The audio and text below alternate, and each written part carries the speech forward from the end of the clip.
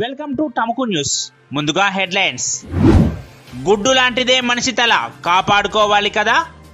LB Nagar traffic పోలీసుల వినూత్న అవగాహన. డ్రైవింగ్ లైసెన్స్ గడువు పెంపు. ద సన్ ఆఫ్ తెలంగాణ పుస్తకాన్ని ఆవిష్కరించిన హోంమంత్రి. బువ్వ పెట్టే రైతన్న బువ్వ గిన్నె మోగించే. ఢిల్లీ సరిహద్దుల్లో కొనసాగుతున్న అన్నదాతల ఆందోళన. మన్ కీ బాత్ కార్యక్రమంలో తన మనోగతాన్ని పంచుకున్న ప్రధాని మోదీ.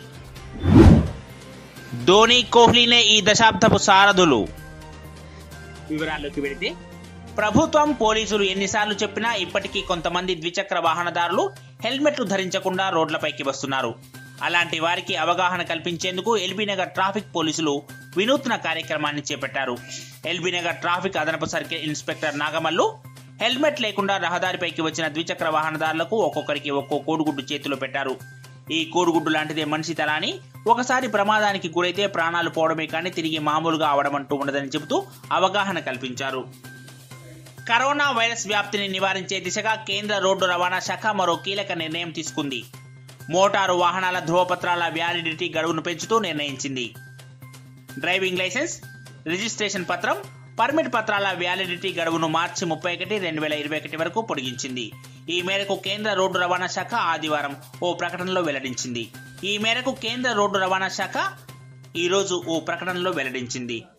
రాష్ట్ర ప్రణాళికా సంఘం వైస్ చైర్మన్ బోయినపల్లి వినోద్ కుమార్ బయోగ్రఫీని ఆధారం చేసుకుని సీనియర్ జర్నలిస్ట్ రియాజ్ అలీ రజ్వీ రచించిన ద సన్ ఆఫ్ తెలంగాణ పుస్తకాన్ని రాష్ట్ర హోంశాఖ మంత్రి మహమూద్ అలీ ఆవిష్కరించారు. ఈ రోజు గన్ ఫౌండరీలోని మీడియా ప్లస్ కాన్ఫరెన్స్ హాల్లో జరిగిన కార్యక్రమంలో వినోద్ కుమార్ తో కలిసి హోంమంత్రి ఈ పుస్తకాన్ని ఆవిష్కరించారు. నెల రోజులుగా ఢిల్లీ సరిహద్దుల్లో బైఠాయించిన రైతులు తమ నిరసన దీక్షను ఇంకా కొనసాగిస్తున్నారు. వణికించే చలిని సైతం లెక్క చేయకుండా ఉద్యమిస్తున్నారు. నూతన వ్యవసాయ చట్టాలను రద్దు చేసే వరకు వెనక్కి తగ్గేది లేదని భీష్మించు కూర్చున్నారు. రోజుకో రీతిలో ఆందోళన వ్యక్తం చేస్తున్న రైతన్నలు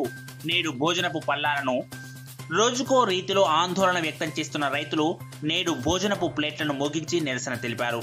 తద్వారా మన్ కీ బాత్ ద్వారా ప్రధాని మోదీ నేడు వినిపించిన సందేశం తమకు చేరదని అభిప్రాయపడ్డారు. మోదీ మన్ కీ బాత్ ప్రసంగాలు వినిసి అలసిపోయామని రైతులు అన్నారు. ఇకనైనా తమ గోడును వినాలని ప్రధానికి విజ్ఞప్తి చేశారు.